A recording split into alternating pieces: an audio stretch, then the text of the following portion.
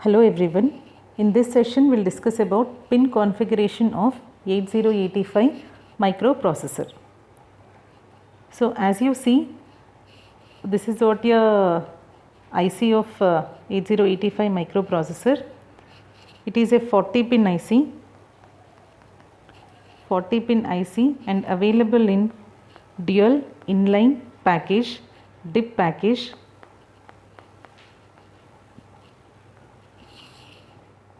So 40 pins, so 20 on one side and 20 on other side, 1 to 20, 21 to 40. So if you see this diagram, the functional pin diagram, all the pins of 8085 are categorized based on their function. For example, your address and data bus, one group, control and status signals, another group, serial I/O ports, externally initiated signals, external signal acknowledgement, power supply and crystal, or we can also say it as clock signals. So these are the various groups under which all the pins of 8085 are classified. Next, going with the address and data bus.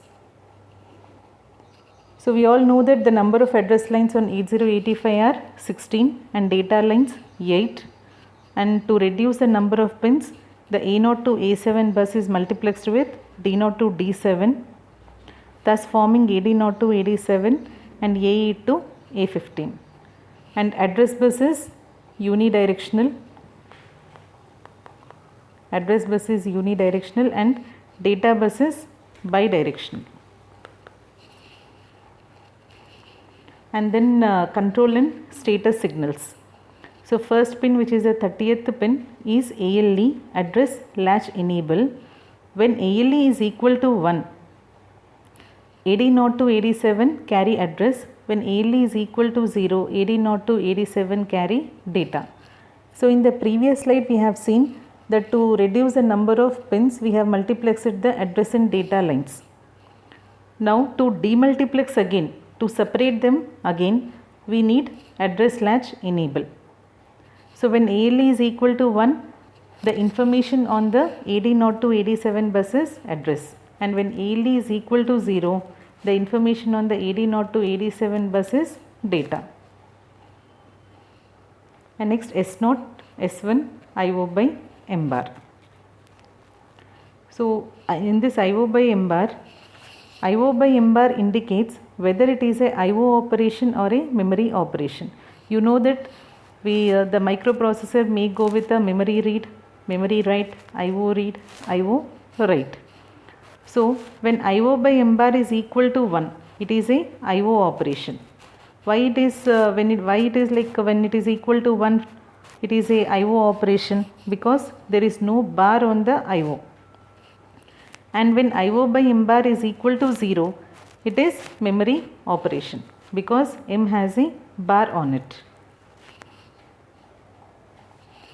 So the combination of IO by M bar, S0 and S1 status signals will define the operation of the microprocessor, whether it is opcode fetch, memory read, memory write, IO write, interrupt acknowledgement, and halt is suspending the execution of program.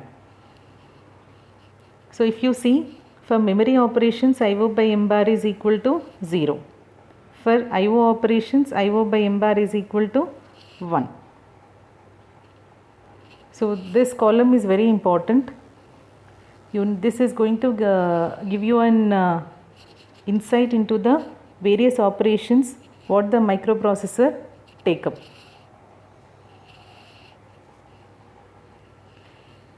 Continuing, the next control signals are read bar and write bar. So read bar and write bar, these are the two active low control signals, and the read bar should be active low during a read operation. Write bar signal should have a active low during write operation. Next, ready signal. Ready signal is generally used whenever the microprocessor is communicating with slow peripheral device, when there is a mismatch between the microprocessor and the device.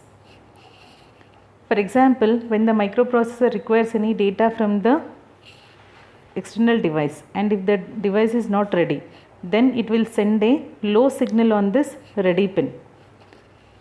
The device sends a low signal on the ready pin. Seeing a low signal on the ready pin, microprocessor enters wait state.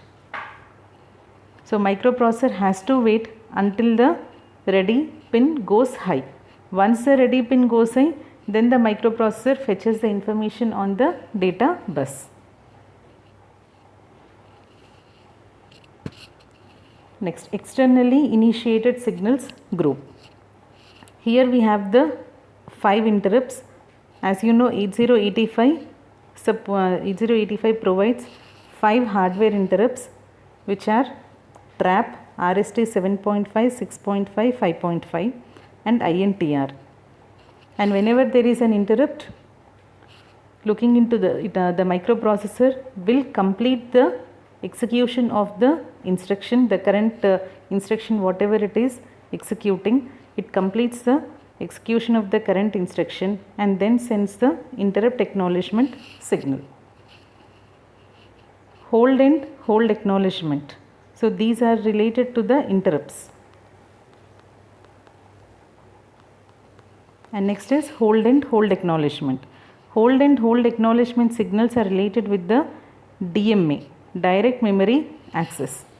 So what is this direct memory access? Now for example, we have the microprocessor and this is some IO device, for example a pen drive, memory, and I want to copy a movie from the pen drive to the memory, and maybe the movie size is some 1.5 GB. Now you know how many number of data lines a microprocessor has. Microprocessor has 8 data lines. So if microprocessor want to do the data transfer operation, what happens, each time it has to pick up the data from the IO device 8 bits and place it in the memory, because I want to copy some movie, some video from the pen drive to the memory. So each time it has to pick up only 1 byte of information.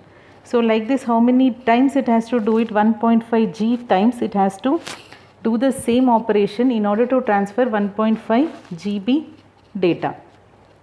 So here what happens is that instead of using this microprocessor for data transfer operation, we make use of the DMA. So DMA does the data transfer operation. It takes the data from the source and places it in the destination. And for this operation, it needs the buses. DMA needs the buses to complete the data transfer operation. So where are the buses buses control is with microprocessor has the complete control over the buses. So whenever the DMA requests for the hold signal, so DMA is asking for the buses. Whenever it is a hold signal, it is like requesting for the buses.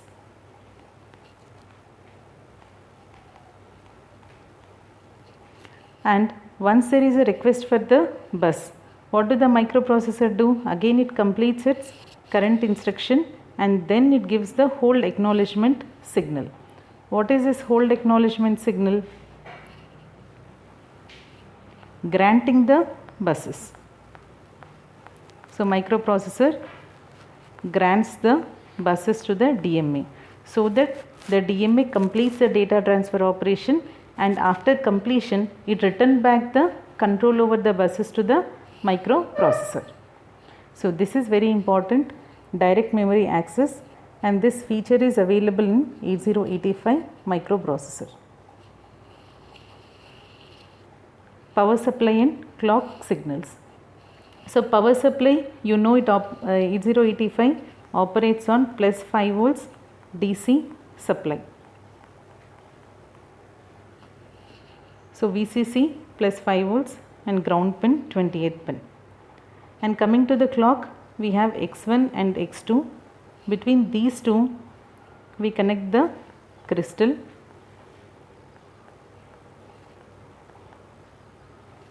which is around 6 megahertz clock. And then we have clock out,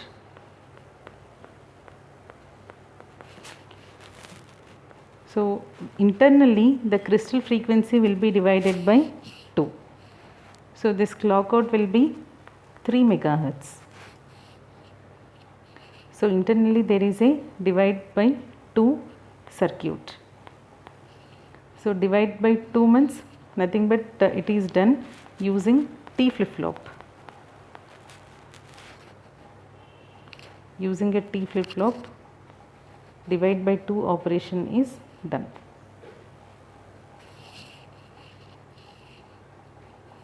And this circuit is there on the timing and control circuit.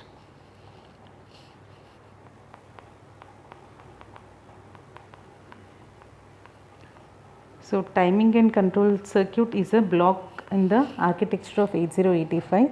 So what I suggest you is to refer to the architecture of 8085 first, and then you come for the pinout diagram. So I'll try to include the link in the description so that you can refer the architecture video lecture. Next group, reset signal. So one is the reset in and reset out. So once you reset the microprocessor, reset in, so resetting the microprocessor, its program counter gets reset to all zeros, means it again starts from beginning. PC gets reset to all 0, 0, 0, 0, 0, H. And reset out signal. Coming to the reset out signal is given to the various other chips on the motherboard from the microprocessor. So once the microprocessor is reset, then all the other ICs also should be reset. So how the all other ICs will be reset? With the help of reset out signal. So this is about the pin configuration of 8085 microprocessor. So revising the same, so VCC plus 5 volts, hold and hold acknowledgement are related to DMA operation. Clock out, in order to the clock, this clock is nothing but the crystal frequency divided by 2, which is given to all other peripherals on the board. Reset in, to reset the microprocessor, then PC will become 0000. Ready, whenever microprocessor operates with slow peripheral devices. IO by M bar selects whether it is a IO operation or a memory operation. Then the status signals, read and write bar, address latch enable.